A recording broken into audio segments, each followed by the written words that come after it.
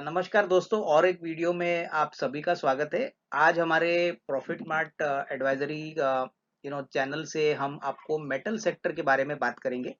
Metal sector का क्या market observation है, इसकी कंपनियां आने वाले क्वार्टर में कैसे तिमाही रिजल्ट डिक्लेयर करेगी, और इन कंपनीज के ऊपर निवेशक को एक्चुअली करना क्या है। तो पहले वीडियो में शुरू करते हैं थोड़ी सी जानकारी, ये सेक्टर कैसे करेगा, इस सेक्टर में एक्चुअली क्या हो रहा है। तो दोस्तों, मेटल कंपनीज में हमको लग रहा है कि पहला फर्स्ट हाफ ऑफ FY21 बहुत ही खराब होने की उम्मीद है। यहाँ पे भी जो सबसे बड़ी दिक्कत है ये है कि मेटल सेक्टर एक ग्लोबल सेक्टर है। चाइना, यूरोप और US से ज़्यादातर डिमांड जनरेट होती है, और प्राइसेस जो फेरस और नॉन फेरस मेटल्स के होते हैं वो ये इकोनॉमी से प्रभावित होते हैं। ऑब्वियसली जिस प्रकार का यू नो चाइना में ये कोरोना वायरस हो गया, उसके बाद यूरोप को शिफ्ट हो गया, अभी US में इसकी काफ़ी केसेस मिल रहे हैं। तो हमारा मानना है कि मेटल के प्राइसेस में डेफिनेटली एक तरीके की कमजोरी आई है। जो जनवरी के प्राइसेस थे और आज मार्च के जो प्राइसेस है, इनमें करीबन 20 से 25% की कटौती देखने को मिली है। वॉल्यूम भी काफी बुरी तरह से पिट चुका है। और जैसे सभी को पता है कि कमोडिटीज एक ऐसा सब्जेक्ट है जो ग्लोबल ग्रोथ आउटलुक पे डिपेंडेंट है। अभी IMF के इकोनॉमिस्ट के हिसाब से जो ग्लोबल इकोनॉमीज है वो ज्यादातर नेगेटिव ग्रोथ दिखाने वाली है। हमारी इकोनॉमी में भी जो GDP का आंकड़ा है वो शायद करीबन 1.5 से 2% आने की उम्मीद है। हालांकि हमारा ग्रोथ यहाँ पे पॉजिटिव होने की अभी भी अपेक्षा है। हमको लग रहा है कि जब तक ग्लोबल इकोनॉमी पिकअप नहीं करती और जब तक पूरी तरह से नॉर्मल सी नहीं होती, तब तक मेटल सेक्टर में कोई बड़ा तेजी का माहौल आना बहुत डिफिकल्ट है। अ, चाइना में हमने अभी सुना है कि वुहान से कोरोना वायरस निकल चुका है, थोड़ी सी नॉर्मल सी उनके फैक्ट्रीज में जरूर आ चुकी है। लेकिन हमारे यहाँ पे जो दिक्कत की बात यह है कि चाइना ग्लोबली एक बहुत बड़ा कस्टमर मेटल के लिए है। और अभी तक ऐसा हुआ नहीं है कि चाइना ने अपनी पूरी तरह से कैपेसिटी और अपना डिमांड शुरू किया है। तो डेफिनेटली नॉर्मल सी आने के लिए हो सकता है कि मिनिमम 6 से 8 महीने कंफर्टेबली लगे। और इस दौरान हमको नहीं लग रहा है कि इंडियन मेटल कंपनीज या ग्लोबल मेटल कंपनीज में कोई बड़ा अपसाइड होने की उम्मीद है। इनफैक्ट हमको लग रहा है कि ये सेक्टर एक सेल ऑन राइज वाला सेक्टर रहेगा, क्योंकि जिस प्रकार का वॉल्यूम कटबैक और प्राइस कटबैक देखने को मिला है, profitability as well as top line यानी जो इनकम ये कंपनीज अर्न करेंगी, ये दोनों तरफ से इनको मार्केट पीटेगा। अगर इंडिया की बात करें तो लॉकडाउन के बाद हमने देखा है कि मार्च के महीने में स्टील का डिमांड करीबन 23% गिरा है। और FY20 में करीबन ग्रोथ जो था वो करीबन FY20 में अगर 12 मंथ्स की बात करें तो करीबन 1.3% ग्रोथ था। तो कंडीशन कोई अच्छी नहीं है। अप्रैल और मई में हमको लग रहा है कि शायद प्रोडक्शन और थोड़ा घटेगा, डिमांड और घटेगी। तो चौथे तिमाही की तो रिजल्ट्स खराब आएंगे ही, लेकिन इसके बाद जो पहला और दूसरा क्वार्टर FY21 का आएगा वो उससे भी खराब आने की उम्मीद है। तो दोस्तों, अभी शुरू करते हैं कौन सी कंपनीज में आपको ज्यादा पेन और ज्यादा तकलीफ देखने को मिलेगी। तो आगे बढ़ते हैं। मोस्ट इम्पॉर्टेंटली अगर हम स्टील सेक्टर की बात करें तो स्टील सेक्टर में जो अलग अलग सेगमेंट्स है, जैसे कि कॉपर है, जिंक है, लेड है, एल्यूमिनियम है। यहाँ पे दोस्तों हमने देखा है कि prices YoY as well as sequentially दोनों तरफ से काफी पिटे हैं। जैसे मैंने पहले भी कहा कि कम से कम 20-25% भाव market prices across the board में कटाई आ गई है। और सबसे बड़ी बात, स्टील प्रोडक्शन जो है वो मार्च में इंडिया में करीबन 27% से गिरा है। इसका मतलब साफ है कि डिमांड ना होने के कारण सारे जो बड़े प्लेयर्स है, जैसे कि टाटा स्टील है, सेल है, JSW है, यहाँ पे सारे कंपनीज ने अपनी प्रोडक्शन थोड़ी सी कम कर दी है, क्योंकि उसकी खपत नहीं हो रही है। दूसरी बात, हमको लग रहा है कि जो अभी चौथी तिमाही के रिजल्ट्स आएंगे, यहाँ पे बहुत volume as well as price price drop देखने को मिलेगा। जैसे मैंने पहले भी कहा कि ये दोनों कंपनीज के लिए काफी नेगेटिव है, क्योंकि जब भी वॉल्यूम गिरता है तभी मेटल कंपनीज को बहुत भारी नुकसान होता है, क्योंकि ये धंधा ज्यादातर वॉल्यूम ड्रिवन होता है। प्राइस अगर गिरता है तो इसका मतलब मार्जिन पे इसका नेगेटिव इम्पैक्ट आएगा। तो ओवरऑल हमको लग रहा है कि ये जो चौथी तिमाही के रिजल्ट्स है ये आने के बाद निवेशकों को मैनेजमेंट की कमेंट्री सुननी चाहिए, जो अभी जल्द ही ये रिजल्ट्स आने की फ्लो शुरू होगा, क्योंकि अभी नतीजों का सीजन है। तो ओवरऑल हमको लग रहा है कि अभी तो इस भाव में कोई मेटल सेक्टर ना खरीदे, क्योंकि यहाँ पे हमको लग रहा है कि profit as well as top line, ये दोनों ही पैरामीटर्स पे कंपनीज अंडर परफॉर्म करें।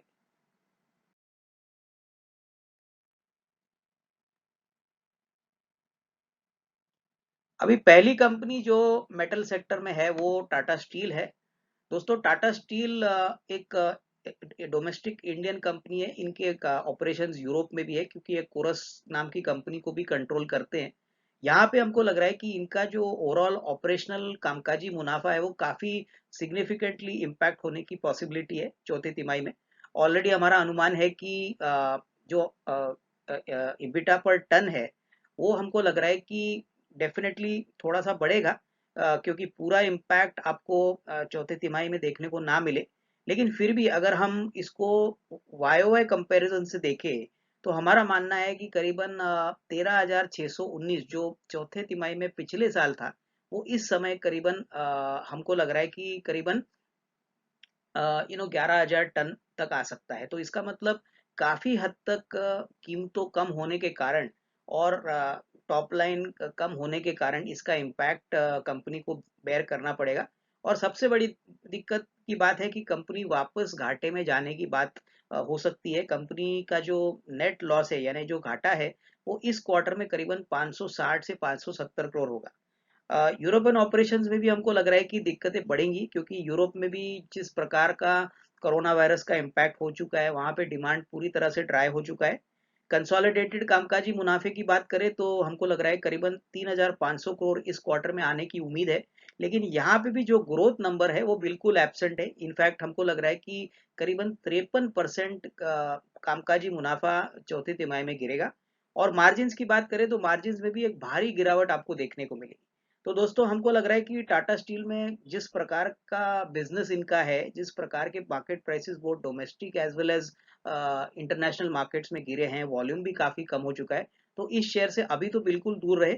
हमको लग रहा है कि इस लेवल से भी काफी भारी लेवल से कटौती आ सकती है। तो इससे इसका जो प्राइस ट्रेंड होगा वो ऑब्वियसली क्वार्टर 4 के रिजल्ट्स के बाद और उनकी मैनेजमेंट कमेंट्री के बाद ही पता चलेगा।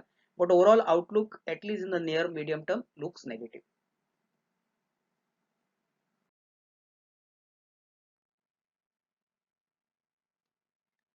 अभी दूसरी कंपनी दोस्तों जो फेरस मेटल्स में है वो बेसिकली है हिंडाल्को। हिंडाल्को की भी नतीजे हमको लग रहा है चौथी तिमाही के काफी खराब आएंगे। हालांकि अभी इन्होंने हाल ही में एक ग्लोबल एक्विजिशन कंप्लीट किया है। मार्केट्स इस बात पे काफी पॉजिटिव है कि ऐसे खराब माहौल में भी उन्होंने ग्लोबल एक्विजिशन करके अपनी ग्लोबल कैपेसिटी जरूर बढ़ाई है। लेकिन चौथी तिमाही की अगर हम बात करें तो दोस्तों यहाँ पे एल्यूमिनियम प्राइसेस काफी हद तक गिरे हैं। और इस क्वार्टर में हमको लग रहा है कि सीक्वेंशियली जो कामकाजी इनकम है वो करीबन 12% घटेगा, करीबन 9,370 करोड़ का। और इनका जो कामकाजी मुनाफा है वो भी करीबन 1,120 करोड़ तो आएगा। वहां पे भी 5% की एक सीक्वेंशियल ग्रोथ होगी। दोस्तों प्रॉफिट की बात करें तो बॉटम लाइन पे एक कंपनी डेफिनेटली काम का प्रॉफिट बनाएगी। लेकिन यहाँ पे भी हमने देखा है कि करीबन 60% की ड्रॉप आने का अनुमान है। और मार्जिन्स जो पहले करीबन 12-13% थे वो हमको लग रहा है कि 11 से 11.8% या 9% तक मेंटेन होंगे। यहाँ पे भी जो आउटलुक है वो अभी भी थोड़ा सा डिफिकल्ट है, क्योंकि एल्यूमिनियम के भी प्राइसेस और आउटपुट काफी हद तक गिरे हैं। तो दोस्तों यहाँ पे भी हमारी एक एडवाइस होगी कि हिंडाल्को की भी शेयर में भारी गिरावट ऑलरेडी हमने देखी है। लेकिन यहाँ पे कोई बड़ा री रेटिंग होना at least in the near term possible नहीं है। और इन्वेस्टमेंट ग्रेड के पॉइंट ऑफ व्यू से तो अभी ये शेयर को इमीडिएटली खरीदना नहीं चाहिए। हालांकि ट्रेडिंग में ये शेयर काफी मोमेंटम दिखाता है।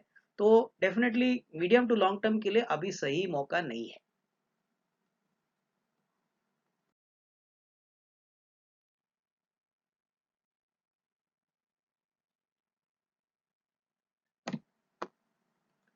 दोस्तों तीसरी कंपनी जो हमको लग रहा है जो हमारे कवरेज लिस्ट में है वो जेएसडब्ल्यू स्टील है। जेएसडब्ल्यू स्टील में भी हमको लग रहा है कि वॉल्यूम और प्राइस में दोनों में एक भारी कटौती आपको चौथे तिमाही में देखने को मिलेगी। अगर स्टील वॉल्यूम की बात करें तो करीबन 15% की कटाई इस क्वार्टर में हमको देखने को मिली है। और अगर हम टॉप लाइन की बात करें यानी कि कामकाजी जो इनकम होता है वो कम से कम 24 से 25% इस क्वार्टर में कम आने वाला है यानी घटने वाला है। और यहाँ पे करीबन जो आंकड़ा हमारा वर्कआउट हुआ है वो करीबन 17,140 करोड़ है। प्रॉफिट का जो अनुमान है वो काफी सिग्निफिकेंटली नीचे है, क्योंकि जैसे मैंने पहले भी कहा कि यहाँ पे नॉट ओनली जो प्रोडक्ट के प्राइसेस है वॉल्यूम्स भी कम हो गए हैं, तो इसका दोनों कॉम्बिनेशन कंपनी के लिए काफी नुकसानदायक होने वाला है। यहाँ पे करीबन 80% प्रॉफिट गिरने की बात हमको लग रही है और यहाँ पे करीबन प्रॉफिट 330 करोड़ आएगा। मार्जिन्स में मोटा मोटी कंपनी मेंटेन करे भी करीबन 15% अपने मार्जिन्स। लेकिन आगे जो कंपनी अपना रेवेन्यू वॉल्यूम गाइडेंस और डिमांड आउटलुक के ऊपर जो मैनेजमेंट कमेंट्री आएगी वही इस शेयर को आगे रीरेट करेगी। हमारा मानना है कि इस क्वार्टर के बाद मैनेजमेंट का कोई बड़ी पॉजिटिव कमेंट्री देगा ऐसा लग नहीं रहा है। कम से कम 2 या 3 क्वार्टर अभी भी दिक्कत भरे लग रहे हैं। तो डेफिनेटली जेएसडब्ल्यू भी हो सकता है कि शॉर्ट टू मीडियम टर्म में एक अंडर परफॉर्मर रहे। दोस्तों अभी आते हैं ग्राफाइट इलेक्ट्रोड्स कंपनीज में। और ये एक कंपनी ग्राफाइट इंडिया है जो सभी को पता है, जो ग्राफाइट इलेक्ट्रोड मार्केट में ऑपरेट करती है। और यहाँ पे ऑलरेडी कोरोना वायरस के पहले भी इनकी दिक्कतें बढ़ी थी, क्योंकि चाइना में ग्राफाइट इलेक्ट्रोड्स का मार्केट वापस तेजी से चालू हुआ था। कोरोना वायरस के बाद वापस थोड़ी बहुत दिक्कतें चाइना में हुई। लेकिन अभी जो करंट सिचुएशन है यहाँ पे हमने देखा है कि जब मेन स्टील सेक्टर ही कम यूटिलाइजेशन और प्रोडक्शन कैपेसिटी पे चल रहा है, तो ऑब्वियसली ये जो एंसिलरी प्लेयर्स है जो ज्यादातर स्टील कंपनीज को इलेक्ट्रिक आर्क फर्नेस वाली कंपनीज को सप्लाई करते हैं, यहाँ पे कैपेसिटी यूटिलाइजेशन काफी हद तक कम हो चुका है। और ग्राफाइट इंडिया की अगर हम स्पेसिफिकली बात करें तो करीबन 50% पे ये इस क्वार्टर में ऑपरेट कर रहा है। और टॉप लाइन जो है और इबिटा जो है वो दोनों ही इस क्वार्टर में काफी दबे हो रहेंगे। इनफैक्ट जो ऑपरेटिंग कामकाजी मुनाफा है यहाँ पे हमको लग रहा है कि कम से कम 65% प्रॉफिट घटने की पॉसिबिलिटी है, जो करीबन 67-68 करोड़ इस क्वार्टर में आने की उम्मीद है। लेकिन जो प्रॉफिट आफ्टर टैक्स है वो करीबन 60 करोड़ होगा। यहाँ पे जो कटौती है वो करीबन 93% है। अभी आप पे से किसी ने अगर बोला कि ऑपरेटिंग प्रॉफिट यानी कामकाजी मुनाफा और प्रॉफिट आफ्टर टैक्स में कोई ज्यादा फर्क नहीं है, तो दोस्तों ये इसलिए है क्योंकि ये कंपनी अभी भी काफी अदर इनकम अर्न करती है, यानी कामकाजी मुनाफा से अलग कोई जो ट्रेजरी में पैसा लगा है उससे वो कमाती है।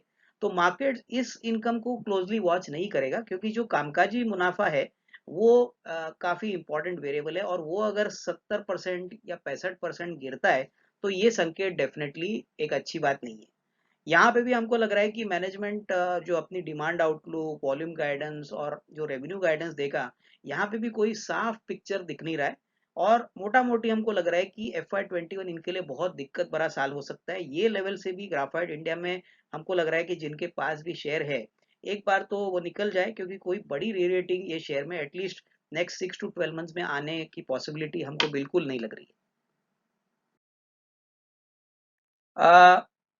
दोस्तों ये था हमारा ये मेटल सेक्टर पे वीडियो। इन कंक्लूजन हम आपको यही कहेंगे कि मेटल सेक्टर में जिस प्रकार के दिक्कतें हैं, कमोडिटी सेक्टर है जहां पे प्राइसिंग पावर अभी बिल्कुल इन कंपनीज के पास नहीं है। और यूएस चाइना यूरोप ये सारे कंट्रीज में एक तरीके का ग्लोबल रिसेशन शुरू हुआ है। और इसलिए हो सकता है कि आने वाले 6 से 12 महीने के लिए मेटल सेक्टर का जो साइकिल है वो थोड़ा सा धीमा रहेगा। हमको लग रहा है कि ये सारी कंपनीज की एक बड़ी दिक्कत ये भी है कि ये सारे कैपिटल इंटेंसिव बिजनेस है। इनके लिए जो हर साल का जो कैपेक्स होता है वर्किंग कैपिटल की जो रिक्वायरमेंट होती है वो पहले से काफी बड़ी थी। और ऐसे खराब माहौल में इनका वर्किंग कैपिटल रिक्वायरमेंट इनका कैपेक्स रिक्वायरमेंट तो जारी रहेगा। तो ये काफी हद तक नेगेटिव बात है, क्योंकि काफी ऐसी कंपनीज है जहाँ पे कर्जा काफी ज्यादा है। मिसाल के तौर पे टाटा स्टील की बात करें, हिंडाल्को की बात करें तो इनके पास बहुत ज्यादा कर्जा है। टाटा स्टील के पास करीबन 80 से 90 हजार करोड़ का कर्जा है। अगर आप हिंडाल्को की बात करें तो हिंडाल्को के भी बैलेंस शीट पे भी जो एक्विजिशन उन्होंने किए प्लस जो कैपेक्स उन्होंने किया है वो ज्यादातर डेट फंडिंग से किया है। हालांकि वेदांता एक ऐसी कंपनी है जिनके पास काफी कैश है, लेकिन फिर भी हम समझते हैं कि ऐसे माहौल में कोई बड़ी री-रेटिंग इस सेक्टर में आने की उम्मीद at least short to medium term में दिख नहीं रही है। और ओवरऑल इंडिया का जो स्टील डिमांड है, वो भी इसके ऊपर निर्भर है कि कभी इंडिया की गवर्नमेंट इंफ्रास्ट्रक्चर के लिए वापस बूस्ट मेजर्स अनाउंस करेगी। अभी तो माहौल ऐसा है कि लॉकडाउन अभी भी जारी है, नॉर्मल एक्टिविटी नहीं चालू है। लॉकडाउन जब कंप्लीटली निकल जाता है उसके बाद नॉर्मलसी कैसे मेंटेन होती है, इंफ्रास्ट्रक्चर स्पेंडिंग कैसे रिकवर होता है, ये सारी बातें अभी काफी अनसर्टन है। तो उसलिए हमको लग रहा है कि मेटल सेक्टर में जिनकी पोजीशन प्लस है और जो अभी भी थोड़ा बहुत मुनाफे पे बैठे हैं, वो डेफिनेटली निकल जाए, क्योंकि रिजल्ट्स के बाद तो हमको नहीं लग रहा है कि पॉजिटिव कमेंट्री आएगी। और ज्यादातर जो फंडामेंटल पिक्चर अभी जो दिख रहा है वो ये है कि कम से कम 6 से 8 महीने के लिए जो कामकाजी मुनाफा है, बॉटम लाइन है, इसमें बहुत भारी गिरावट और कटौती देखने की पॉसिबिलिटी है। तो दोस्तों, ये हमारा था सेक्टर, मेटल सेक्टर। उम्मीद है आप सभी को पसंद आया होगा। हमारे जो कॉन्टैक्ट्स है वो हम अभी इस स्लाइड में आपको प्रेजेंट करेंगे। आपको अगर हमारा ये वीडियो पसंद आया होगा तो हमारे ये चैनल जो प्रॉफिट मार्ट का है वो प्लीज़ उसको लाइक और शेयर कर लीजिए। हमारे टेलीफोन नंबर्स और वेबसाइट का एड्रेस भी यहाँ पे दिया है। आपका कोई भी और क्वेश्चंस होगा तो हमको ज़रूर इस यूट्यूब के कंटेंट बॉक्स में लिख के बता दीजिए। हम कोशिश करेंगे कि सारे जो क्वेश्चंस है मेटल सेक्टर पे या कोई और दूसरे स्टॉक पे जहाँ पे आपको कोई क्वेरी पूछनी है, तो वहाँ पे हम जरूर आपकी आंसर करके आपकी मदद करेंगे। तो दोस्तों, इसी के साथ आज ये वीडियो हम यही समाप्त करते हैं। उम्मीद है आप सभी को पसंद आया होगा और आपके काम की चीज होगी। तो with this, thank you very much, धन्यवाद।